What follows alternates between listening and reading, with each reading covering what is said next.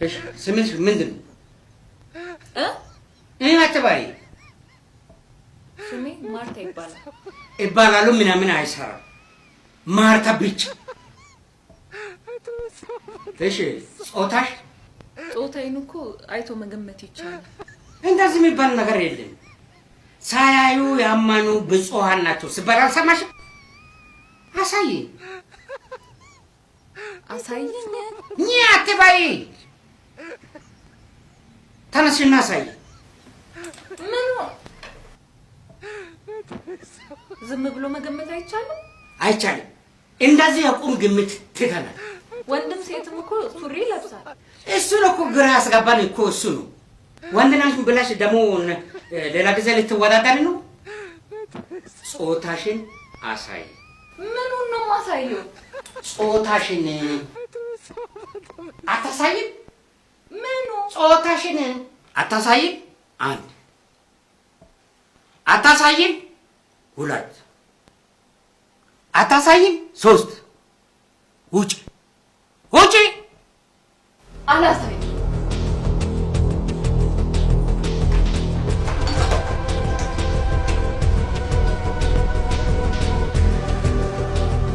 ጾታ ማሳየት ብርቅ ነው እንዴ?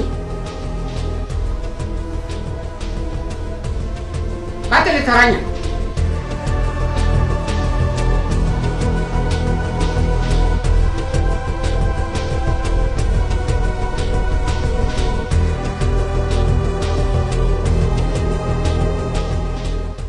እሺ ስም? ሄርሞን። ሄርሞን የኢትዮጵያዊነት ስም አይመስልም። ጾታ? ሴት።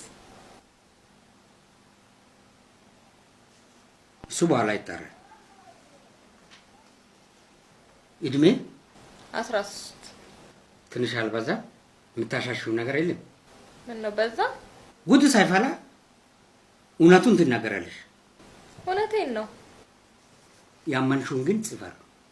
በኋላ ግን ይጠራል። የወንድ ልጅ ደሞዝና የሴት ልጅ እድሜ አይጠየቅም አይደለም የሚባለው? ይጠየቃል፣ ይመረመራል፣ ይጠራል። ህብረተሰቡን ጭንቅላት ለማስፋት ለማንቦርቃቅ የታሰበ ጥያቄ ነው። ሽልማቱ ምንድን ነው? ቀጣዩ አመት በዓል ምንድን ነው? አመት በዓል ነው። አዎ። ስለዚህ ሽልማቱ ዶሮ ወይም ከብት ነው። አልገባኝም።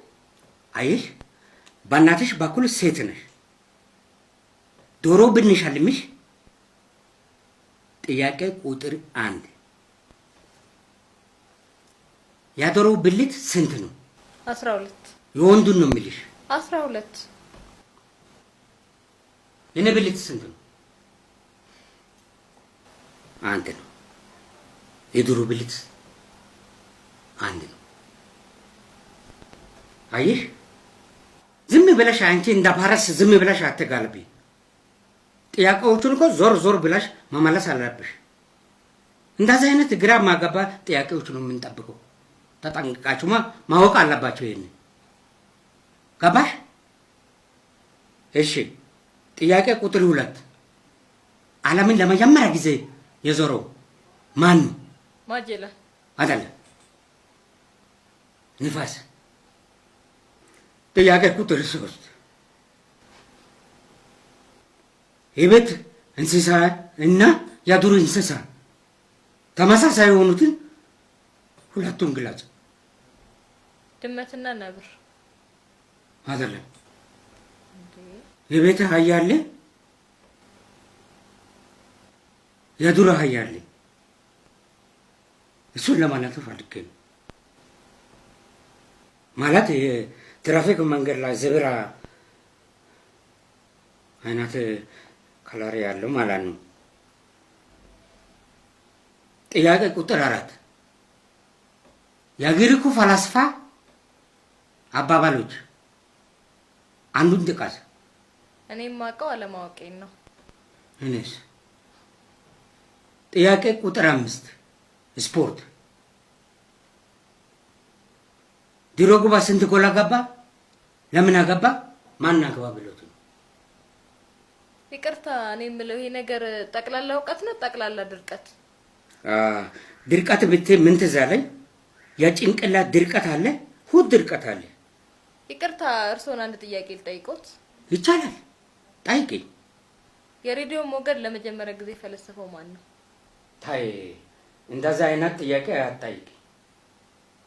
እኛ እንጠይቃለን እንጂ አንጠየቅም። እኔ ግን ማለት ነው አላውቅም።